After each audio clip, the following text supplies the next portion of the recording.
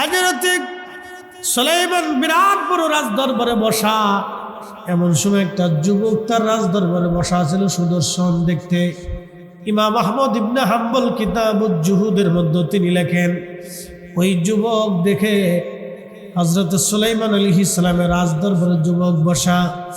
এমন সময় আজরাইল আলাইহিস সালাতু ওয়াস সালাম ওই রাজ দরবারে প্রবেশ করার পরে ওই যুবকের চেহারার দিকে তাকায় আজরাইল তীক্ষ্ণ নজরে তাকায় রয়েছে। মানুষের বেশ ধরে আজরাইল আলাইহিস সালাম গেছেন। কেউ তাকে চিনে নাই, চিনেছেন হযরত সুলাইমান আলাইহিস সালাম। যুবকের চেহারার দিকে তাকায় আজরাইল তীক্ষ্ণ নজরে তাকানো আছে। কিছু সময় পর আজরাইল চলে গেলেন। যুবকটা সুলাইমান আলাইহিস সালামকে ডাক দিয়ে বলেন, খোদারি পয়গম্বর, আল্লাহ আপনাকে বাতাসের উপরে কর্তৃত্ব দিয়েছে। আপনি এই মুহূর্তে বাতাসকে হুকুম দেন আমাকে যেন নিয়ে হিন্দে, বর্তমান যেটা ভারত উপমহাদেশ, আগে নাম ছিল হিন্দ, আপনি আমাকে হিন্দে নিয়ে চলে ফেলায় রেখে নিয়ে আসেন। হযরত সুলাইমান আলাইহিস সালাম বাতাসকে হুকুম করলেন, বাতাস তুমি এই যুবককে হিন্দে নিয়ে যাও, হিন্দে তুমি নামাই দিয়ে আসো বাতাস থেকে উড়াইয়া। বর্তমান হিন্দুস্তান, তখন নাম ছিল হিন্দ, এই হিন্দে তাকে নিয়ে রেখে দেওয়া হলো। কিছু সময় পরে আজরাইল আলাইহিস সালাম আবার রাজদরবারে ঢুকলেন। সুলাইমান আলাইহিস সালাম ডাকতে বললেন, ভাই আজরাইল, একটা কথা কি বলবেন? বলে, কি হুজুর বলেন। আপনি একটা যুবকের দিকে তীক্ষ্ণ নজরে তাকাইছিলেন, কারণ কি? হযরত আজরাইল ডাকতে বললেন, মালাকুল মউত ডাকতে বলতেছে, আল্লাহর পয়গম্বর, আল্লাহর নবী, শোনেন, আপনার রাজদরবারে ঢোকার পরে যুবককে আমি দেখলাম, কিন্তু আমার ডায়েরির ভিতরে লেখা ছিল তার মৃত্যু হবে হিন্দে। তাও কিছু সময় পরে তার মৃত্যুর সময় একেবারে ঘনিয়ে গেছে, কিন্তু সে তখনও ফিলিস্তিনের রাজদরবারে, তখনও আপনার রাজদরবারে সে বসে আছে। কোথায় হিন্দ, কোথায় ফিলিস্তিন, হাজার হাজার মাইল দূর। এখন এই ছেলেটা এই মুহূর্তে কি করে হিন্দে যাবে? অথচ আল্লাহর ফয়সালা কখনো চেঞ্জ হবে না, হিন্দে তার জান কবজ হবে। আমি আজরাইল আশ্চর্য হয়ে তার চেহারার দিকে তাকাই রইলাম। আমি খুবই আশ্চর্য হলাম, সে এখনো হিন্দে, এখনো সে ফিলিস্তিনে বসে আছে, কিন্তু কিছু সময় পরে তার জান কবজ হবে হিন্দুস্তানে। কিন্তু আমি জানতাম না যে আপনি তাকে বাতাসের মাধ্যমে এইখানে নিয়ে হিন্দে আপনি তারে পৌঁছাবেন, এটা আমার জানা ছিল না, এটা আল্লাহর জানা। আল্লাহর ডায়েরিতে তকদিরের মধ্যে লেখা আছে, উক্তুব মাকাদিরাল খালক, তুমি বান্দার তকদির লেখো, সৃষ্টির তকদির তুমি লেখো। এই জন্য কোরআন বলল, আমা তাদরি নাফসুন বিআইয়ি আরদিন তামুত, একদিন মাটির ভিতরে হবে ঘরে, মন আমার কেন বান্ধ দালান ঘর। আরে সুলাইমান আলাইহিস সালামকে মালাকুল মউত বলতেছে, হুজুর আপনি তার হিন্দুস্তানে পাঠাবেন আমি জানতাম না, কিন্তু এটা আল্লাহর তকদিরের মধ্যে আল্লাহ লিখে রেখেছেন। আল্লাহর পয়গম্বর বললেন, মালাকুল মউত আপনি চলে যাওয়ার পরে এই ছেলেটা কেন জানি পাগল পারা হয়ে গেল, আমাকে বারবার বলতেছে, হুজুর আমাকে হিন্দে পাঠান, হিন্দে পাঠান, হিন্দে পাঠান। আমি বাতাসের মাধ্যমে তার দ্রুত গতিতে হিন্দে পৌঁছাইলাম। আজরাইল বলল, হুজুর বাতাস তাকে নিয়ে হিন্দে রাখার সাথে সাথে আমি তার জান কবজ করলাম। তার জান কবজ করে আমি আল্লাহর দরবারে পৌঁছাইয়া আমি আবার আপনার রাজ দরবারে সে হাজির হয়ে গেলাম। একবার আওয়াজ তুলে বলবেন কি আল্লাহু আকবার। মৃত্যু যেখানে লেখা আছে, যে কোনো মূল্যে আপনি সেখানে যেতেই হবে। আপনার মরণ যেখানে লেখা আছে, যে কোনো মূল্যে আপনাকে সেখানে যেতেই হবে। আল্লাহ আপনাকে যে কোনো মাধ্যমে আপনাকে সেখানে নেবেই, কোনো রক্ষা নাই। কোরআন আল্লাহ বলতেছেন, কুল, হুজুর আপনি উম্মতকে বলে দেন, কুল ইন্নাল মাউতাল্লাযী তাফিররুনা মিনহু ফাইন্নাহু মুলাকীকুম।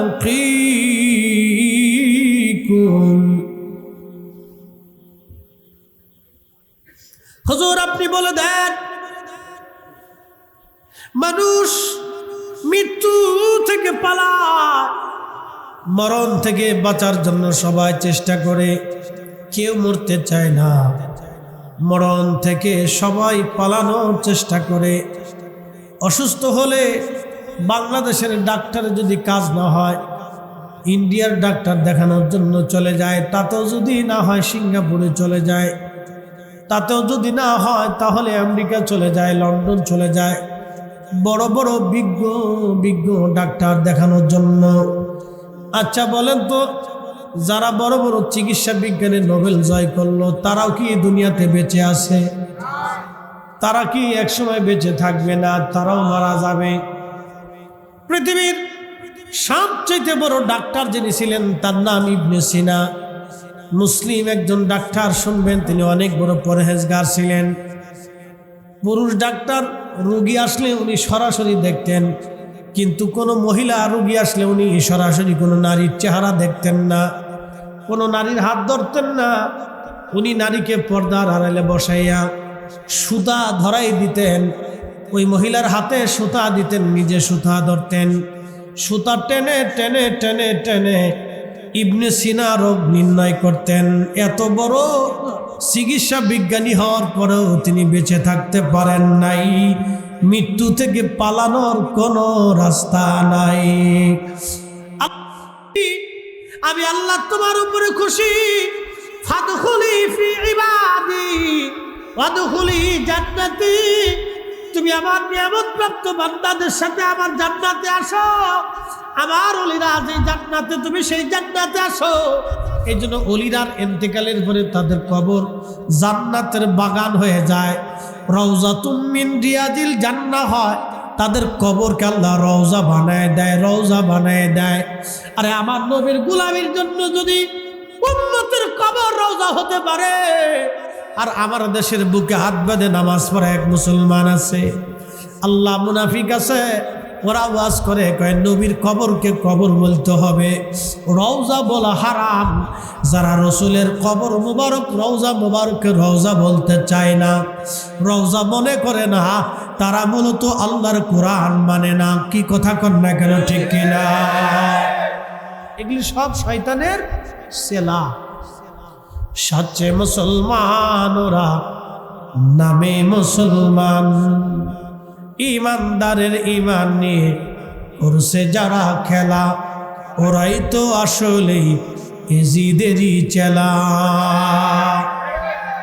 দাড়ি টুপি পাগড়ি আছে, দেখতে মৌলানা, ভিতরে নাই নবী প্রেম, ইয়াজিদে ভরা। আরে কেউ যদি কোরআনের আয়াত বুঝে, তাহলে তো বুঝতেই হবে খাজা বাবা আজমিরের কবর রওজা হয়ে গেছে। কি কথা কন না কেন?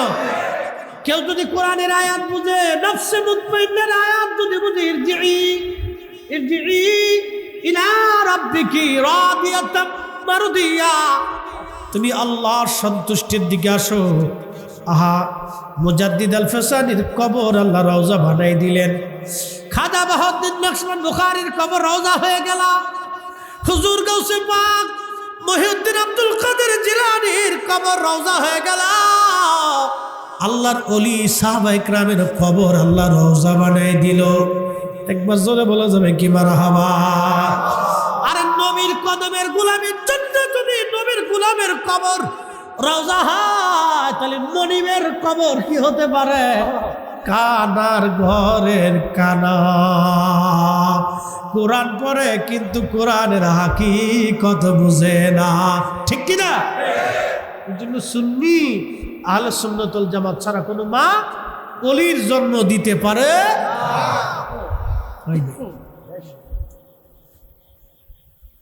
আপনাদের কি বুঝতে হবে আমি কোরআন শরীফ থেকে আল্লাহর ফয়সালা জানাইছি এটা আমাদের কারো ফয়সালা না শেরে বাংলা রাহিমাহুল্লাহর ফয়সালা না এটা ফয়সালাটা কার এটা কি শেরে বাংলা রাহিমাহুল্লাহ লেখছে পৃথিবীর কোন আলেম লেখছে আল্লাহর নবী নিজে লেখছে না এটা আল্লাহর কালাম যদি বলেন কার কালাম আল্লাহর কালাম আল্লাহর পবিত্র জবান নিশ্চিত বাণী রব বলেছে ওরা আমার সন্তুষ্ট প্রাপ্ত বান্দা ওদের কবর আমি রওজা বানায় দিই ওদের আখিরাতকে আমি জান্নাতি বানায় দিই ওরা আমার সন্তুষ্টির দিকে ফিরে আসে এই জন্য আল্লাহর ওলি যারা এদের জিয়ারত কিয়ামত পর্যন্ত চলতে থাকবে কোনোদিনও বন্ধ করতে পারবে না কথা কোন ঠিক কিনা এটা চলবে চলবে চলবে এই জন্য আল্লাহকে খুশি করে যান আল্লাহকে সন্তুষ্ট করে যান আল্লাহর রাজামন্দি হাসিল করেন নবী পাকের কদম মুবারকের গোলাম হয়ে যান গোলামিতে নেশার হয়ে যান এই জন্য আল্লামা ইকবাল কত চমৎকার লিখেছেন কে ওফা তুনে মুহাম্মদ সে তু হম তেরে ये जा चिज ही किया लोह कलम तेरे बलगल उला बिकमालिही कशबत तुजा बिजमा हसनत जमील कुसाइही सल्लु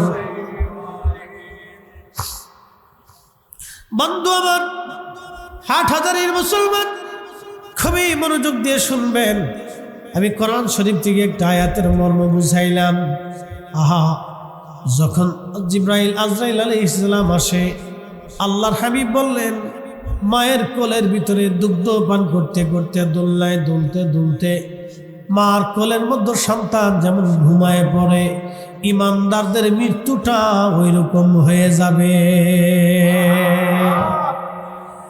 আল্লাহর নবীকে দেখতে দেখতে তাদের মরণ এসে যাবে আল্লাহর হাবিবের জিয়ারত তাদের নসিব হয়ে যাবে সুবহানাল্লাহ বলা যাবে প্রশ্ন রাখতে পারেন ফরিদ হুজুর মরণের সময় কি নবী আসতে পারে হ্যাঁ পারে তার বাস্তব প্রমাণ হাদিসে কারিমা থেকে আপনাদেরকে শোনাই ইমামে মাকাম শহীদে কারবালা সুলতানে কারবালা ইমাম হুসাইন রাদিয়াল্লাহু আনহু যখন কারবালার ময়দানে শহীদ হয়ে গেলেন আসরের নামাজের পরে ঠিক এই সময় আব্দুল্লাহ ইবনে আব্বাস হেরেম শরীফে কাবা শরীফের সঙ্গে হেলান দিয়ে ঘুমিয়ে পড়লেন বর্তমান যে বাইতুল্লাহ এত মানুষ তো তখন ছিল না তিনি কাবা শরীফের সঙ্গে হেলান দিয়ে ঘুমায় পড়লেন স্বপ্নের মধ্যে দেখতেছে আল্লাহ নবীজির হাত মুবারকের মধ্যে রক্ত নবীজির শরীর মুবারকের মধ্যে ধুলাবালি গা মুবারকের মধ্যে এই আপনার জুব্বা মুবারকের উপরে ধুলাবালি লাগা চুল দাড়ি মুবারক এলোমেলো দেখা যায় আল্লাহর হাবিব তিনি দৌড়াইয়া কাবা শরীফের দিকে আসতেছেন আর চোখের পানি ফেলে ফেলে নবীজি কাঁদতেছিল ইবনে আব্বাস নবীজির আপন সাহাবী নবীজির আপন চাচাতো ভাই ছিলেন রাইসুল মুফাসসিরিন কোরআনের সবচেয়ে বড় মুফাসসির তিনি বলতেছেন আমি স্বপ্ন দেখি কাবার থেকে নবীজি কেঁদে কেঁদে দৌড়ায় দৌড়ে আসি আমি জিজ্ঞেস করলাম ইয়া রাসূলুল্লাহ আপনার চোখে পানি কেন চুল দাড়ি মুবারক এলোমেলো কেন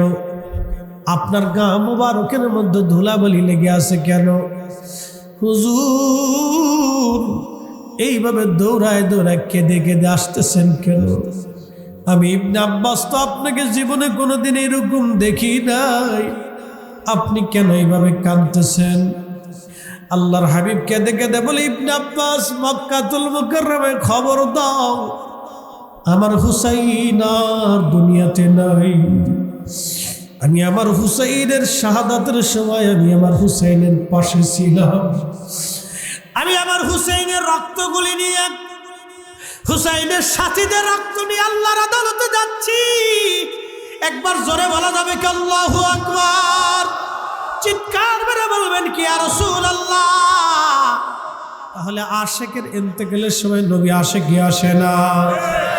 হে সব গম্বদ ওয়ালে मंजूर दुआ करना जब वक्त नजर आए आका दीदार अता करना दीदार अता करना। मैं कब्र अंधेरी में घबराऊंगा जब तन्हा इमदाद मेरी करने आ जाना रसूल अल्लाह इमदाद मेरी करने आ जाना रसूल अल्लाह। रोशन मेरी तुर्बत को लिल्लाह जरा करना जब वक्त नजर आए आका दीदार अता करना दीदार अता करना। सलातुन या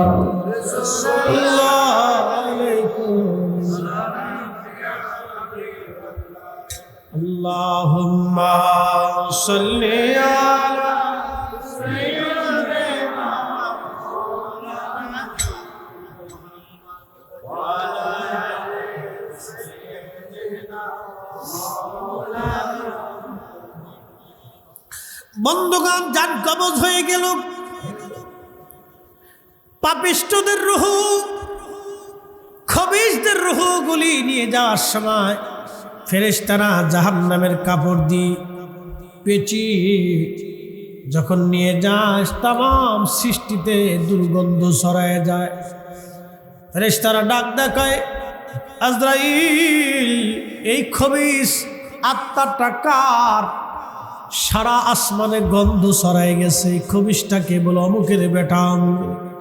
বলে তাড়াতাড়ি তাকে জাহান্নামে নিক্ষেপ করো, গন্ধে টিকা যাচ্ছে না। আর যখন ইমানদারের রূহগুলি নিয়ে যাওয়া হয়, সারা আসমান জগতে সুগন্ধ ছড়ায় যায়। ফেরেশতারা ডাক দেখে, আজরাইল, এই নফসে মুতমাইন্নার অধিকারী কে? কোন ব্যক্তি যার সুগন্ধ তামাম আসমান জগতে ছড়ায় গেল? তখন আজরাইল বলতেছে, অমুকের বেটা অমুক। বলে তাড়াতাড়ি তাকে জান্নাতে নিয়ে যাও। বন্ধুগণ আমার, এরপরে বান্দার ইন্তেকালের পরে তার কবরস্থ করার জন্য কবর খনন করা হয়। আহা, রুহু যদি বদকার হয়, রুহুটা কাঁদতে থাকে আর বলে, সন্তানরা, আমার এত তাড়াতাড়ি কবরস্থ করো না, আমার কবরটা জাহান্নামের টুকরা হয়ে গেছে। সন্তান মানে না, আত্মীয় স্বজন বুঝে না, গ্রামবাসী কেউ আর রাখতে চায় না। যত বড় ধনী হোক, মরে যাওয়ার সঙ্গে সঙ্গে ঘর থেকে বের করে নিয়ে উঠানে নিয়ে চলে আসে। কত জমিদারি, বাহাদুরি, দুনিয়ার সম্পদের অহংকার, কত রাজা বাদশা, যাদের ভয়ে মানুষ থরথর করে কাঁপত, তাদের কবরের পাশে আজ গরু, ছাগল, হাঁস, মুরগি, ভেড়া, গাধা, দুম্বা চড়ে বেড়ায়। তাড়ানোর ক্ষমতা যার তাদের নাই। ওই বান্দাটার রূহ কাঁদতে দেখে আর বলে, সন্তান, আমার তাড়াতাড়ি কবরস্থ করো না, আমার কবর জাহান্নামের টুকরা হয়ে গেছে। সন্তানরা বলে, তাড়াতাড়ি আব্বাজানকে কবর দিয়ে দেন, 24 ঘন্টা পরে গন্ধ ছড়ায় যাবে। মানুষের ইন্তেকালের পরে 24 ঘন্টা পরে পায়খানা রাস্তা দিয়ে একটা পোকা বের হয়ে আসে। এই পোকাটা সারা শরীরের মধ্যে ছড়ায়া যায়, দেখা যায় না চোখ দিয়া। সারা শরীরের মধ্যে ছড়াইয়া শরীর থেকে তখন গন্ধ বের হতে থাকে, গন্ধ। 24 ঘন্টা পরে শরীর থেকে গন্ধ বের হয়। আহারের দুর্গন্ধে মানুষের কাছে যেতে পারে না। ছেলে মেয়ে আত্মীয় স্বজন গ্রামবাসী বলে তাড়াতাড়ি কবর দাও, গন্ধ ছড়াইছে, কার কবর দুনিয়াতে রাখা যাবে না। সাদের বাড়ি, সাদের গাড়ি, সাদের জমি জমা সব রাখিয়া কবরে সেই দিন একা পথের যাত্রী হতে হবে। কবরে সেই দিন একা পথের যাত্রী, দুনিয়ার সব রেখে একা রওনা হতে হবে, একা। শূন্য হাতে পৃথিবী বিখ্যাত বাদশা জুলকারনাইন, বাদশা জুলকারনাইনের ইন্তেকালের পরে জুলকারনাইন উজিরকে বলেন, উজির রে, আমার ইন্তেকালের পরে 2টা কাজ তোমরা করবে। 1 নম্বর কাজ হলো আমার ইন্তেকালের পরে আমার ডান হাতটা তোমরা আমার কাপড়ের বাইরে এইভাবে উন্মুক্ত রেখে দিবা। 2 নম্বর, আমাকে কবরে নেওয়ার সময় সোনা দানা টাকা পয়সাগুলি যারা আমাকে বহন করে কবরে নিয়ে যাবে তাদের পায়ের নিচে ছিটাই দিবা। উজির ডাক দেয়, বলল, হুজুর আপনি এত বড় প্রতাপশালী বাদশা, তামাম দুনিয়ার বাদশাহী আল্লাহ আপনার দিয়েছিল, আপনার হাত কেন বাইরে রাখবো, কারণ কি? জুলকারনাইন ডাক দিয়ে বলতেছে, উজির আমার হাতটা এই জন্য বাইরে দেওয়া, পৃথিবীর মানুষ দেখো বাদশা জুলকারনাইন, পৃথিবীর এমন কোনো ইঞ্চি মাটি নাই যে ইঞ্চি মাটির বাদশাহী আল্লাহ আমারে না দিয়েছে। যেই বাদশার কথা কোরআন শরীফে যার কথা আসছে, পৃথিবী জুড়া বাদশাহী দিয়েছিলেন। সূর্য যেখানে ডুবে যায় যে সাগরে, সেখান পর্যন্ত তিনি গিয়েছিলেন, যা আজও বিজ্ঞান যেতে পারে নাই। সূর্য যেখান থেকে উঠে সমুদ্রের শেষ সীমানা পূর্ব, বিজ্ঞান যেখানে যেতে পারে নাই তিনি সেখানে গিয়েছিলেন। এত বড় বাদশা শূন্য হাতে বলে, আমি তামাম পৃথিবী জয় করেছিলাম আমার এই হাতের তলোয়ারের জোরে। এই হাতের তলোয়ার চালনা দেখে কত মানুষ রাজ্য ছেড়ে পালিয়ে গেল। আমি জুলকারনাইন শূন্য হাতে কবরে চলে যাচ্ছি, দুনিয়ার মানুষ দেখুন। তামাম পৃথিবীর বাচ্চা হওয়ার জন্য আমি অনেক সম্পদের মালিক, আমার কবরস্থ করার জন্য আমার খাটিয়া যখন নিয়ে যাওয়া হবে লাশ, তাদের পায়ের নিচে সোনা দানা টাকা পয়সা হীরা মানি মুক্তা জহরত পিছাই দিবা। দুনিয়ার মানুষ বুঝুক এই সোনা দানা টাকা পয়সা দিয়ে বাদশা জুলকারনাইনকে দুনিয়াতে রাখা যায় নাই। যদি সোনা দানা টাকা পয়সা দিয়ে মানুষকে দুনিয়াতে রাখা যাইতো তাহলে জুলকারনাইন কবরে যাওয়া লাগতো না। মানুষ এটা বুঝুক, সোনা দানা টাকা পয়সা জুলকারনাইনের হায়াত দেয় নাই। আল্লাহ নবী বললেন, কবরে নিয়ে যাওয়া হয়, গোসল করানো হয়, তখন রুহটা কাঁদতে থাকে।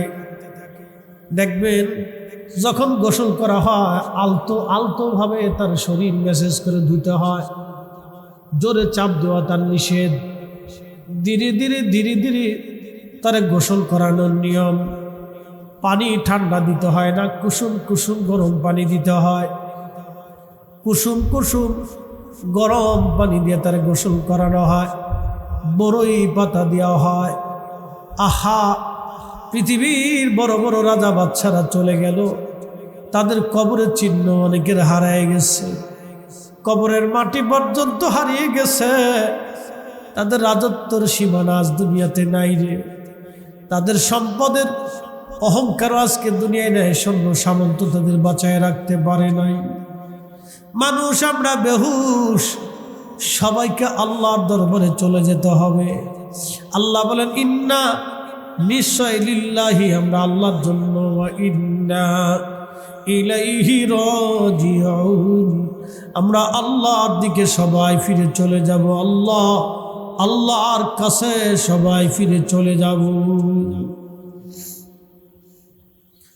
8,000 মুসলমান, আল্লাহর নবী বলতেছেন, যখন গোসল করাইয়া খাটিয়ার মধ্যে করে কাফন দাফন পরায় নিয়ে যাওয়া হয়, রুহু কান্দার বলে, সন্তান, তোমার জন্য সুদ ঘুষ মানি নাই, দুনিয়ার মানুষের হক নষ্ট করে দিয়ে তোমার জন্য জমি জমা করছি। ছেলেরা মেয়েরা আজকে আমার এত তাড়াতাড়ি কবর দাও। নবীজি বলেন, আয়েশা রে, মানুষের জীবনের কঠিন সময়টা হলো এই সময়, যখন কবরে নামানো হয়, লোকটা তখন রুহুটা ভাবতে থাকে, আমার কবরে বুঝি আমার সঙ্গী যাবে। দুইজনে কবরে নামাইয়া কবর থেকে যখন উঠে চলে আসে, তখন রুহু কাঁদতে থাকে, সন্তানদারে আমরা একা ফেলায় যাইব না, কবরের জিন্দেগি বড় কঠিন, এই পথে আমি একা একা রওনা, আজ আমার সঙ্গী কেউ নাই। দুনিয়ার জেলখানায় বন্দী হইলে চেয়ারম্যান, মেম্বার, ওসিডি, সিএসপি, নেতা কর্মী দিয়া, উকিল মুক্তার দিয়ে তারে সারানোর ব্যবস্থা করা হয়। কিন্তু কবরের জেলখানায় যদি নেওয়া হয়, কে সারাবে, কে দেখতে আসবে সেদিন? আমার রসুল ছাড়া আর কোন গতি নাই। কথা কোন ঠিক কিনা?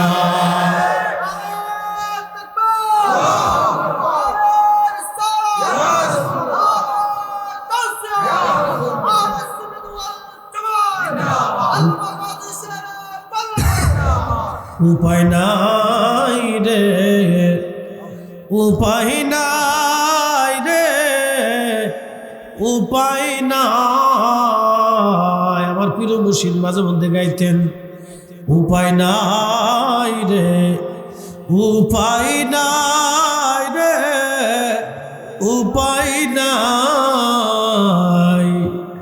দয়াল নবীর কদম বিনে উপায় নাই, দয়াল নবীর চরণ বিনে উপায় নাই। কবরে যেই দিন আপনি একা, কেউ নাই, সেই দিন সন্তানরা কেঁদে কেঁদে কবরের পাশ থেকে বিদায় জানায় চলে গেল। ভাই বিরাদাররা বিদায় জানাইল, বন্ধুরা আপনারা কবর দিয়ে চলে যায়, তারা চা নাস্তা করবে, হাসি তামাশা করবে, গল্প গুজবে, তারা ব্যস্ত হয়ে যাবে। সন্তান 2-3 দিন কাঁদবে, স্ত্রী 2-1 মাস কাঁদবে, মা হয়তো সারা জীবন কাঁদতে থাকবে, বাবা হয়তো জীবনের শেষ সময় পর্যন্ত আপনার চিন্তায় কাঁদতে থাকবে। দুনিয়ার মানুষ আপনাকে একদিন বলে যাবে, কিন্তু নবীর কদমের গোলামি যদি করে যান, আল্লাহর নবী ডাক দেয় বলেন, উম্মত সবাই বললে আমি নবী ভুলবো না, আমি নবী ভুলবো না। সবাই ভুলে যাবে রে, আমি নবী ভুলবো না। আপনার কবরে রসুল দেখার জন্য আসবে, কবরে দেখার জন্য আসবে। আমার উম্মত কেমন আছে দেখে আসি। যদি রসুলের গোলামি করে যান, দুনিয়ার আখিরাত আপনার জন্য ধন্য হয়ে যাবে। আল্লাহর নবী বলতেছেন, উম্মত রে, তোমরা বান্দারে কবরস্থ করিয়া তাড়াহুড়া করে কবর থেকে তোমরা চলে আসবে না। আল্লাহর নবী কবরস্থ করার পরে কবরের পাশে নবীজি দাঁড়ায় থাকতেন, বসে থাকতেন। আল্লাহর নবী বসে বসে তাসবিহ পড়তেন। আল্লাহর নবী ডাক দিয়ে বলেন, উম্মত তোমরা কবরস্থ করার পরে তাড়াহুড়া করে তোমরা চলে আসবে না, তোমার ভাইয়ের কবরের কাছে তোমরা দাঁড়ায় থাকবা। ইস্তাগফিরু লিআখিকুম, হাদিসের পরিভাষায় নবী হুকুম করলেন তোমরা তোমার ভাইয়ের জন্য ইস্তিগফার করতে থাকবা। অনেক মানুষ আছে দেখবেন কবরস্থ করার পরে বলে তাড়াতাড়ি চলে যান, সরে চলে যান, কবরের পাশে আর থাকবেন না, চলে যান। না না, এদের কথা শুনবেন না, এরা বেদাতি। কবরের পাশে কিছু সময় দাঁড়াবেন, কোরআন শরীফ থেকে তেলাওয়াত করতে থাকবে, কিছু সময় তাসবিহ পড়তে থাকবেন, দুরূদ শরীফের আওয়াজ দিবেন। কবর বড় কঠিন জায়গা, বড় কঠিন জায়গা। আল্লাহর হাবিব ডাক দেয়া বলতেছে উম্মত রে, কবর থেকে তাড়াহুড়া করে চলে আসবা না। একটা উট জবাই দেওয়ার পরে এই উটটাকে সিলানোর পরে চামড়া সিলাইয়া গোশত বানাইয়া বন্টন করতে যে সময়ের দরকার তোমার ভাইয়ের কবরের পাশে, সেই সময়টুকু পর্যন্ত তোমরা দাঁড়ায় জিকির করো, কোরআন শরীফ পড়তে থাকো, দুরূদ শরীফ পড়তে থাকো। ইস্তাগফিরু লিআখিকুম, তোমার ভাইয়ের কবরের পাশে দাঁড়ায় ইস্তিগফার করতে থাকো। কারণ কিছু সময় পরে মুনকার নাকির আসবে, মুনকার নাকির আসিয়া প্রশ্ন তুলবে, রাব্বুকা ওয়া দীনুকা মা কুনতা তাকুল ফি হাক্কি হাযার রাসূল। তিনটা প্রশ্নের জবাব যদি কেউ দিতে না পারে, তার কবরের জিন্দেগি বড় কঠিন,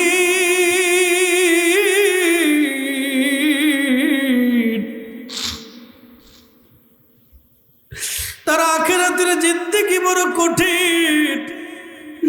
কবরের জিন্দেগি বড় কঠিন, কবরের জিন্দেগি বড় ভয়াবহ হবে। এই জন্য আল্লাহ নবী বলেন উম্মত রে, তোমরা তোমার ভাইয়ের কবরের পাশে দাঁড়ায় দাঁড়ায় তাসবিহ পড়ো, জিকির করো, কোরআন শরীফ পড়ো, দোয়া করো, যেন তোমার ভাইয়ের কবরের প্রশ্নের জবাব আল্লাহ সহজ বানায় দেয়। চিৎকার মেরে জোরে বলেন সুবহানাল্লাহ। সালাতু ইয়া রাসূলুল্লাহ, সালাতু ইয়া রাসূলুল্লাহ, সালামু ইয়া হাবিবাল্লাহ আলাইকুম। আল্লাহুম্মা সাল্লি আলা সাইয়্যিদিনা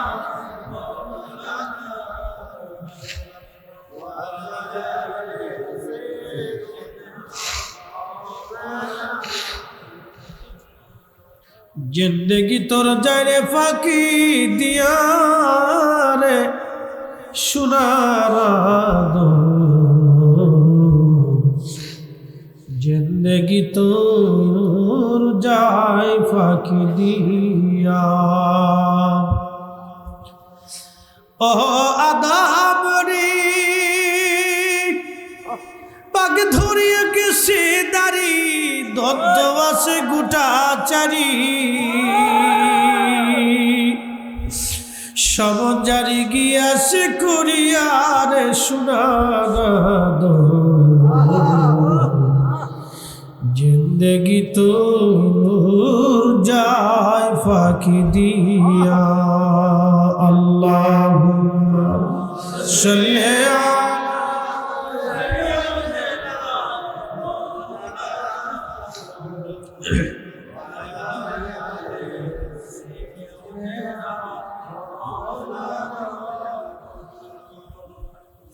কবর বড় কঠিন জায়গা। আল্লাহ রসুল বলেন কবরের পাশে দাঁড়াও। নাহাইতুকুম আন জিয়ারাতিল কুবুর, কবর জিয়ারত আগে আমি নিষেধ করতাম, ফাজুরুহা এখন আর নিষেধ করি না, তোমরা কবরের পাশে যাও, জিয়ারত করো, জিয়ারত করো, কবরের পাশে দাঁড়াও। কবরের পাশে দাঁড়াইলে তোমার দুইটা লাভ হবে, একটা আখিরাতের কথা মনে হবে, দুই নম্বর তোমার দিল পাথরের মতো যদি শক্ত হয়, কবরস্থানে কবরের পাশে দাঁড়াইলে মোমের মতো নরম হয়ে যাবে। একবার জোরে বলা যাবে কি সুবহানাল্লাহ। এই জন্য কবরের পাশে যাবেন, বাবা মার কবরের পাশে দাঁড়াবেন, পূর্বপুরুষের কবরের পাশে দাঁড়াবেন। যদি পারেন রাত্রিবেলা আসবেন, রাতে রাতে ভূতে ধরবে না। প্রয়োজনে ভূতরে আপনি ধরে বাড়ি নিয়ে আসবেন। কি পারবেন না? কি কোন ভূতরে ডরানো করে? ভূতরে ধরে বাইক নিয়ে আসবে। ভূতের ডরে যাবেন না, ভয় নাই। কবরের পাশে যাবেন রাত্রে।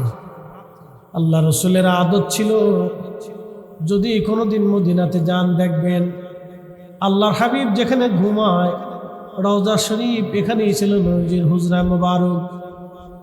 বাম পাশে বাবে জিব্রাইল, সামনের দরজা দিয়ে বের হয়ে আমার নবীজি, বামে দেখবেন জান্নাতুল বাকি, সাহাবীদের কবর।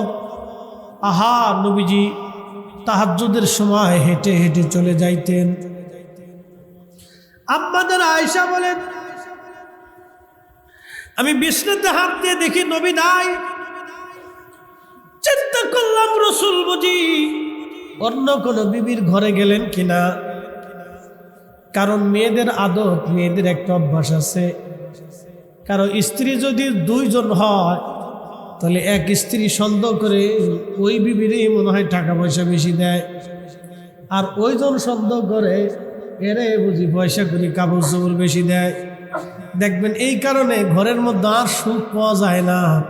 এই জন্য কবি লিখছেন, সুখ নাহি রে সুখ পরাণের পাখি, নতুন করে বিয়ে করে চট্টগ্রাম থাকি, আমার সুখ নাই রে।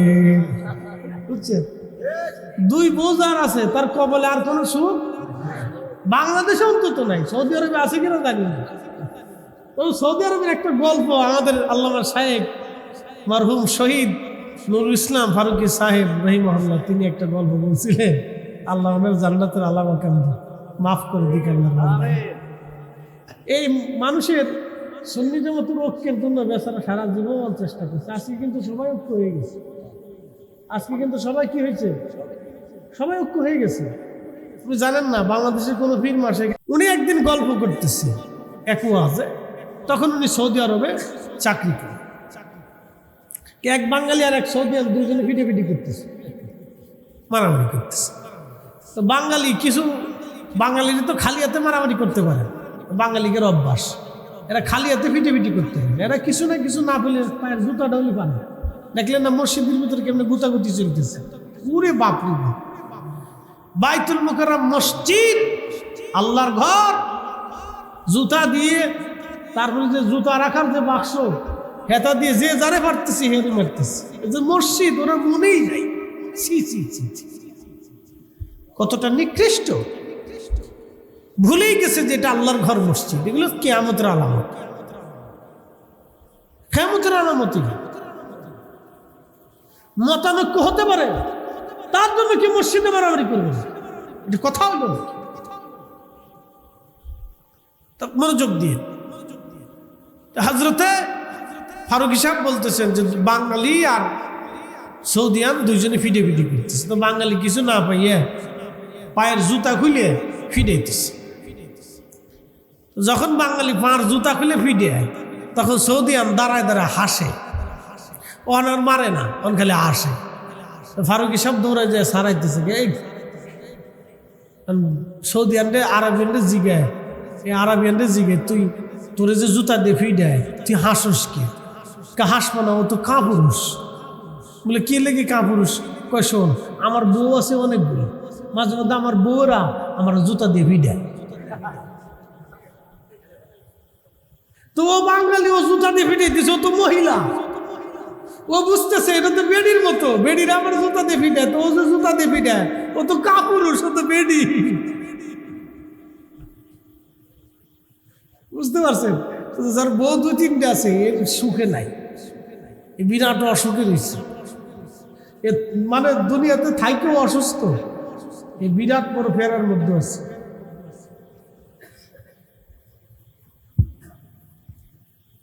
কিন্তু আল্লাহ রসুলের বিবি সাহেবগণ, আম্মা জানরা তাহেরা তয়্যবা ছিলেন, তারা পবিত্র ছিলেন।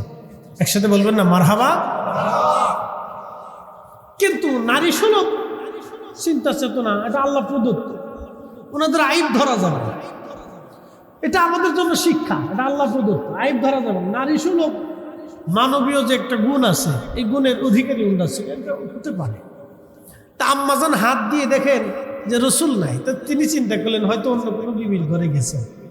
তো খোঁজার জন্য উনি বের হইয়া দেখেন না কোনো বিবির ঘরে নাই। তো আল্লাহ রসুল কই গেল? আম্মাজান আয়েশা বলতেছে, আহা আমি দেখলাম জান্নাতুল বাকি থেকে কান্নার আওয়াজ আসতেছে। একসাথে বলবেন না আল্লাহু আকবার।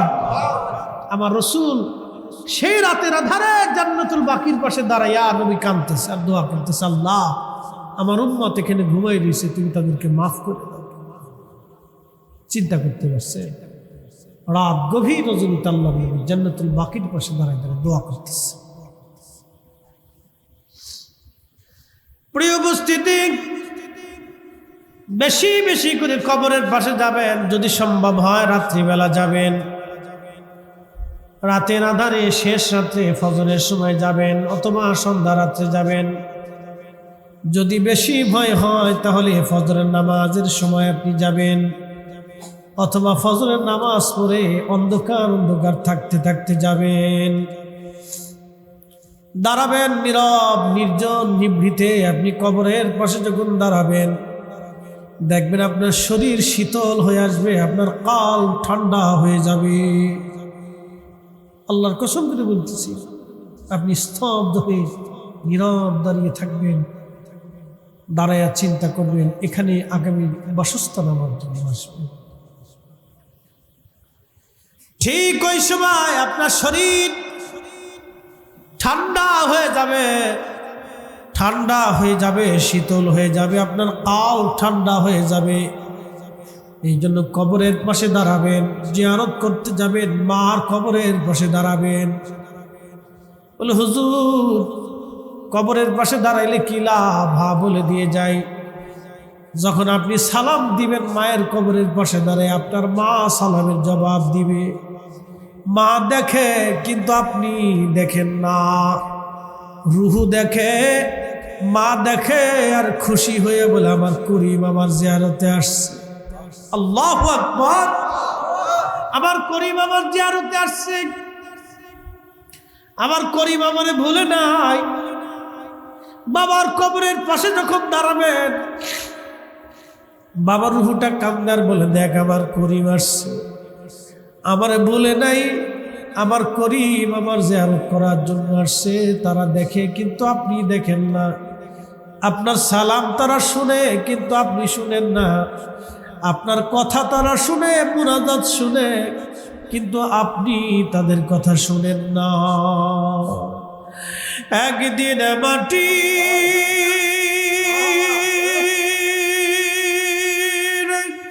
ভিতরে হবে ঘর, যে মন আমার কেন বান্ধ দালান ঘর।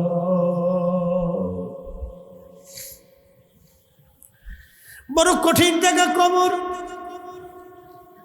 6 মাস, 10 বছর, 15 বছর, 20 বছর, 50 বছর, 100 বছর পরে আর কেউ আপনার কবরের পাশে দাঁড়ানোর নাই, কেউ নেই। ছেলে যতদিন বেঁচে থাকবে ততদিন হয়তো সন্তান আপনার কবরের পাশে হয়তো দাঁড়াবে কোনো না কোনো সময়। কিন্তু নাতির জমানা যখন আসবে, দাদার কথা নাতিরা আস্তে আস্তে ভুলে যাবে। পুতির জমানা আসার পরে আপনার কবরের চিহ্ন জগৎ থেকে হারিয়ে যাবে। মাত্র 50 বছরের ব্যবধানে আপনি পৃথিবী থেকে নিশ্চিহ্ন হয়ে গেলেন, হারিয়ে গেলেন। মাত্র 50 বছরের ব্যবধানে আপনার সন্তান, আপনার বংশ থেকে আপনি হারিয়ে গেলেন। এখানে যদি আমি জিজ্ঞেস করি কয়জন বাবার কবরের পাশে মাসে একবার যান, সপ্তাহে একবার যান, খুব কম পাওয়া যাবে। যদি জিজ্ঞেস করি দাদার কবরের পাশে মাসে একবার যান কি আছেন, তাহলে পাওয়াই যাবে না। যদি বলি বছরে একবার কি আছেন, হয়তো 2-1 জন হাত বাড়াইতে পারে। যদি জিজ্ঞেস করি আপনার দাদার বাবার কবরের পাশে কয়বার দাঁড়ান, খুঁজেই পাওয়া যাবে না। এটাই পৃথিবী। পৃথিবী থেকে অহংকারী হওয়ার কিছু নাই, পৃথিবী থেকে উচ্ছৃঙ্খল হওয়ার কিছু নাই, দুনিয়া থেকে দুনিয়া পাওয়ার পরে পাগল পড়া হওয়ার কিছু নাই। আখেরাতের কথা চিন্তা করা লাগবে আপনাকে। আখেরাতের জন্য আপনাকে সামনা নিতে হবে, আখেরাতের জন্য নবীর গোলামি নিতে হবে, আখেরাতের জন্য কিছু রুজি সদাই আপনাকে নিয়ে যাওয়া লাগবে। সেই সদার নাম হলো ঈমান আর আমল। ঈমান আর আমল, এই জন্য ঈমানকে বিক্রি করতে হয় না, ঈমান বিক্রি করতে হয় না। ঈমান আকীদা কারো কথায় জলাঞ্জলি দিতে হয় না, কারণ ঈমান চলে গেলে আর ঈমান পাবেন না। একবার বেঈমান হয়ে যদি কবরে চলে যান আর আপনি ঈমান পাবেন না। যদি আমলহীন হয়ে কবরে যান ক্ষমা পাওয়ার রাস্তা হতে পারে, কিন্তু বেঈমান হয়ে কবরে চলে গেলে ক্ষমা পাওয়ার আর কোনো রাস্তা নাই। এই জন্য সাহাবীরা জীবন দিয়ে দিছে, চামড়া দিয়ে দিছে, গোশত দিয়ে দিছে, ঈমান দেয় নাই, ঈমান দেয় নাই। আমরাও সুন্নিরা জীবন চলে যাবে, আমাদের ঈমান আমরা বিক্রি করব না। কথা বলেন ঠিক না ঠিক?